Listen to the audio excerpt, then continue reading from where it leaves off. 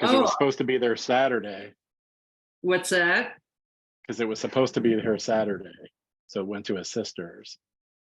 Oh gosh. Well, I thought Hold on a second. okay.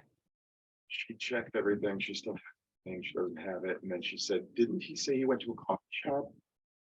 I'm like, oh, maybe it's in the car or left. Oh, I think it is in the car. Shit. Yeah, You got the keys? I can check. they're in my pants pocket. Okay, come. Are you sitting there without pants on? No, I'm in shorts actually, but they're in my walking pants pocket. Oh. I just got back from a dog walk in the desert.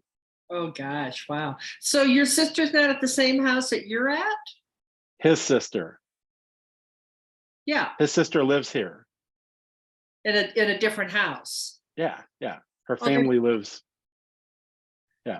Oh, This I- is his parents' condo that they've had for like 25 years. yeah. His sister and her family moved to Tucson in 2019. Oh, I did. Okay, I guess I didn't realize that there were two different homes there. Yeah. So why did they send it to his sister? Because you weren't going to be there on Saturday. Right. Okay, Yeah, and it was gotcha. supposed to be overnighted, and it even had the Saturday delivery stickers all over it when it got here, but they didn't pick up. They didn't do their Hancock pickup on Friday like they were supposed to. Ugh. Of course, I think they paid like $150 or something to get it here. So, Wait a minute. It was at the Hancock building? yeah, his office. Yeah, I thought it was in. I thought it was. Oh, I thought it was in. he left it at his office. I picked him up at his office to leave, and he packed up and left it sitting on the desk. Okay. I just want to show you a property that I just as I was waiting for you. Never mind, forget it. I'm not going to do that. It was a Greystone vintage mansion that's come up on the market over at 512 Oakdale. Joanne Nemirowski just sent out an email just before I got on the call with you, and oh my God, it looks so gorgeous. It's on a 40 by 140 lot in 512 Oakdale. Let me see. No. Okay, never mind. I don't know how to do it on Zoom. I know how to do it on Google Meet. I don't know how to do it on Zoom. So never What are you mind. trying to show me though? What is it? Yeah, I was trying to show you the listing. I've got it up on, I pulled it up off the Compass platform. I was just gonna scroll through some of the photos because if you love vintage, it is like an amazing vintage, Victorian Greystone. That's cool. Yeah. I had some clients. I was just thinking to myself that if people are waiting till after Super Bowl for spring market to begin, they're really missing the market because, oh my gosh, I was out with a buyer on Saturday. We went to a few open houses. The one, I think it was a little underpriced actually. They had it's $1.1 million, priced at $1.1 million. They had people. I mean, it was like a nonstop, feeding frenzy through there. Not quite like it had been last year where people were like standing up around the block waiting to get in. It wasn't like that, but there were so many people through there. And I had a text from the listing agent early Sunday morning asking if my people were going to make an offer on it because she had multiple offers already. And she was going to present offers at noon. So if we were going to submit, she needed to know. Well, my people actually ended up finding something else. But I mean, I think our spring market is starting to really rev up. Now I'm looking at a property behind you that looks very prairie style. What is that? That is the gym. Oh, wow. That's the exercise room. Oh, wow. Pool's over there. So what's the temperature there? It's like cool in the mornings and evenings, but it's like in the 70s during in the midday. Right now it's still coolish, but It's an hour earlier here, but it's 57 right now. It gets up about 70. I was gonna say it probably gets down to the 30s or 40s at night, Yeah, right? in the it desert. does. That's a But really you know, beautiful tree behind you. Is that a mesquite that's behind you? What is that tree? yeah, behind yeah, it is. Yeah. you? And we had a bobcat out here yesterday. Ooh, The javelinas were on the patio when we got here on Sunday. Yesterday there was a bobcat. the bobcat was hunting the javelinas. Maybe, yeah. They're pretty formidable though. Yeah, bobcats. Yeah, I would Well, I think. met the javelinas too. Yeah, right. Yeah.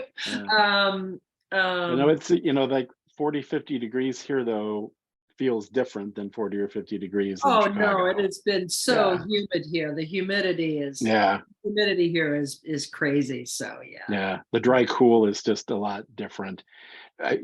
Really 40 degrees here feels more like 55 or 60 there like what would 55 or 60 in Chicago would feel like to me.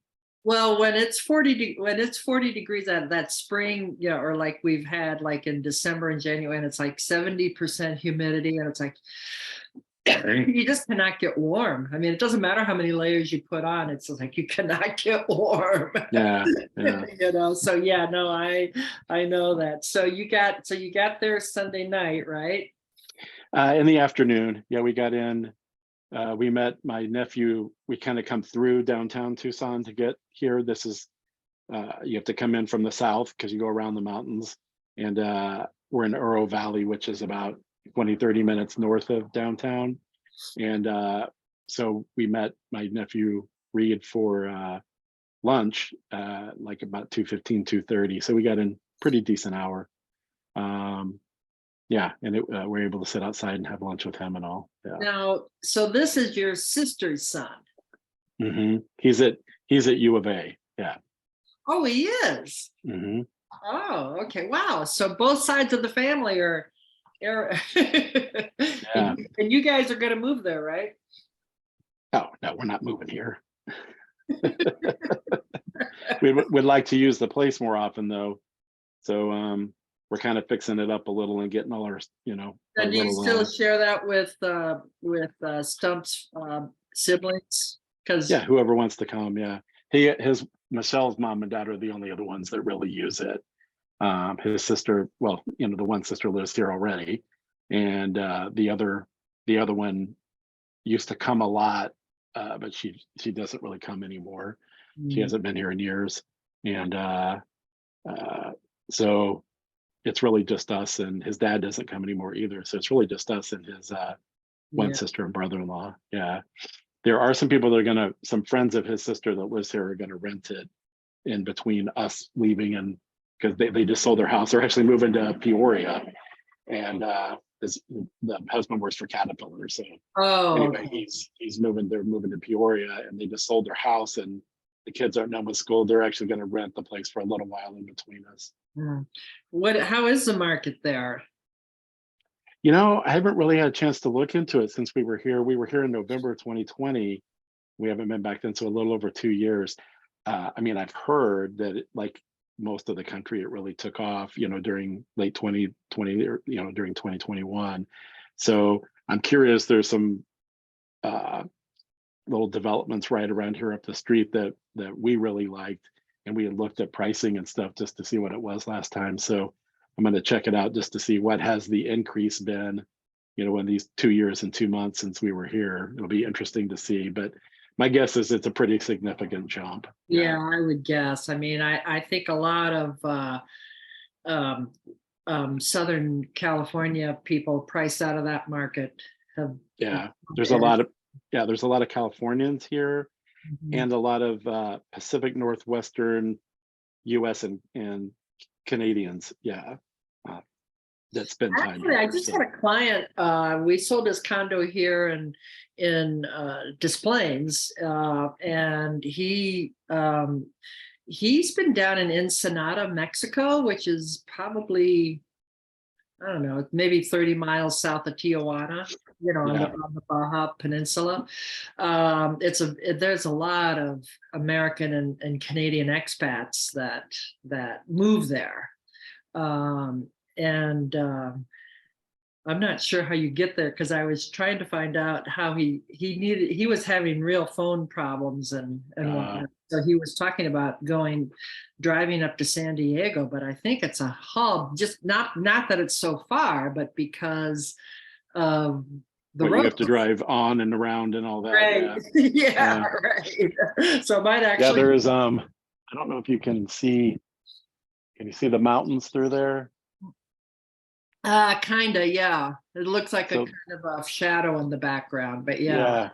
So there's Mount Lemon is right behind that, and it's kind of directly across from us. So when I go to the store in the morning, it's right in front of those, it's right at the bottom of those mountains. So it's not very far. It's, driving it's 8 minutes or whatever, and you're at the bottom of the mountain.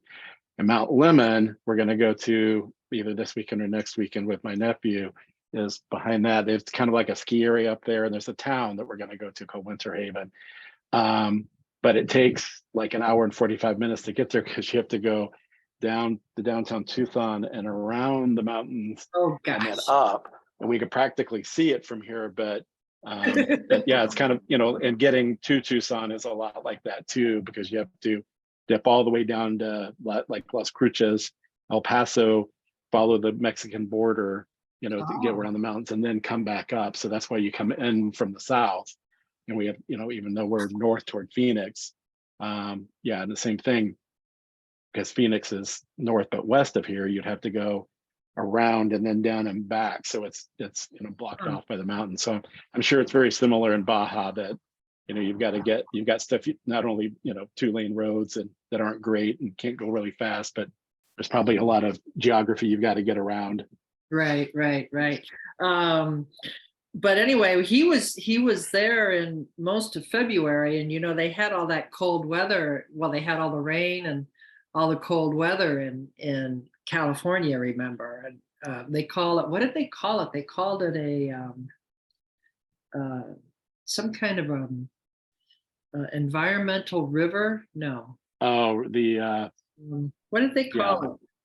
like atmospheric river or Yes, something that's like it. that. Yeah, Atmospheric river. Yeah, because they yeah. had so much rain, and apparently that stretched all the way down to where he was in Mexico. And Mm. he was at a hotel that had no heat, and so he moved across the street or whatever to another hotel, a newer hotel that did have heat. It had, apparently, how the hotels have those PTAC units in them, and but they didn't know how to turn it on. They had to get the building engineer to come up, and I guess there was all this trying to figure out how to turn the heat on because they just They're not used to that. right. They're not used to the rain either, I'm sure. I know, right? Not like Wow. that. Yeah. So it's pretty amazing. But um, the other thing, I don't know if I should mention this, but did you happen to watch the State of the Union last night? No. I thought he talked a long time. He talked for like an hour, and it was like an hour and 20 minutes or something. But listening to him speak, I was reminded, because he does a lot of he kind of fumbles his words or whatever. And he did a fair amount of that last night. And I was reminded that he actually had to overcome a stutter he was a stutterer as a child. Mm, So when you take that into consideration, it's kind of amazing that he's able to now be a public speaker and speak in front of mm. millions of people. But he was very conciliatory, congratulated Kevin McCarthy on his speakership, which Kevin got it done. Not They easily. didn't make it easy for him, but he got it done. Mhm. Yeah, it was interesting. I thought he did Mm. a nice job. And of course they I had. don't know. I don't know why the stuttering reminded me of this, but did you happen to see the Cranes article? I think it was last night, about the guy that used to own Braintree, that he started in Chicago, the startup from Chicago. No. He's a very wealthy guy. That he was one of Crane's 30 under 30 back in 2011, And then in 2013, he sold Braintree, which is like, it was like a payment system, to eBay for $800 million. Wow. And then he started another company. Well, now he's 43 and he has set out to, I'm not sure, prove this theory or check this theory or whatever is what the right terminology is, but he has a team of like 30 doctors, and he is attempting to revert his entire body, all of his systems and organs, to an 18-year-old. And he has this strict like vegan diet, timing, like all of these tests and stuff. He's there, and it's everything from like all of his organs to his skin, his eyes, his like you know, genitals, everything, and to an 18-year-old's, and he's already making all this progress. And was it his skin or eyes or what was like already to 18? And other things are like 5 years Wait a minute. improved, So 8 years improved. what's the business? The business is It's not a business. I mean, the company he owns, they make these helmets that are like $50,000 a piece, and they measure the effects of meditation and medications and other nootropics on pain relief. And so all these there people buy them to test all different sorts of methods to relieve pain. So, but it's got nothing to do with that. It's just his personal passion, and he believes that we don't have to age the way that we do, that we take that for granted, and it's not really true. And so he's in his mid 40s now, set out to show that he can reverse that aging process. One of the interesting things was they do no these, glasses for him then. yeah, and they're doing this audio therapy, and he listens to these tones, and they find the edge of tones that he can't hear, and it emits these tones, and the cells in the ear stretch to hear it. So it improves the hearing by just teasing the system and the cells into like them improving themselves to actually hear the audio. Isn't that interesting? Oh my gosh. Well, it kind of Yeah, makes sense. It's just a muscle, I guess, basically, essentially. yeah, and they're just training it. Huh. So what did he sell his company for? How many million? 800 million. Yeah. So I guess he's got enough. And he's spending it's costing him about $1 million a year for his team. So it's not like it's not breaking the bank for him or anything. No kidding, right? I remember when Michael Jordan was always in the news, and of course he made, I don't know how much money he made, but Yeah. And everybody was so outraged because he'd go to Vegas and he'd bet, have a $10,000 bet or something. And it's like, that's $10,000 to Michael Jordan. I mean, it's like nothing, right? It probably has to be a $10,000 bet to make it exciting. At least, yeah. Right? That's probably the kind of bet he's like sitting in the living room with his friends. I bet you can't make it in that basket over there with the napkin or something. It's like, I bet you $10,000. Exactly. But you can't finish that plate of fries sitting right there. Well, they say that, and actually, I have a friend who was somehow involved in this, but I don't know what it is. She's trying to get me to come to a, it's some kind of network marketing thing or something. And I think that there's probably something to it, but probably not under a network marketing model, I suspect, right?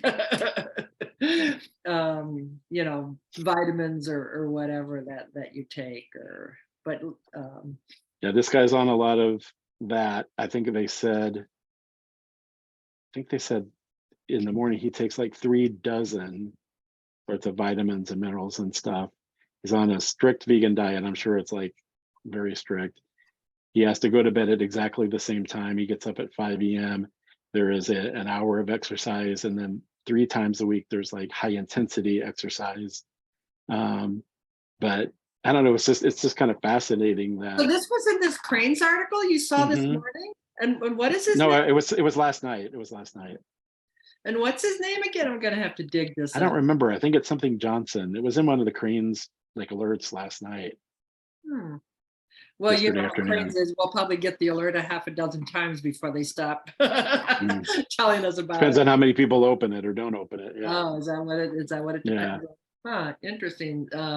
Yeah, I'm gonna have to look at that. That's really interesting. But and I've often thought to myself, for instance, um, when you have like a scar, let's say, but they say that your body completely replaces every cell in its body, like every, I don't know, whatever it is, 2 years or 5 years, Mhm. whatever it is that. So basically, if you have a scar that's 20 years old, um, what that means is that somehow the the The this information. the information has Mhm. passed to new cells, right? Mhm.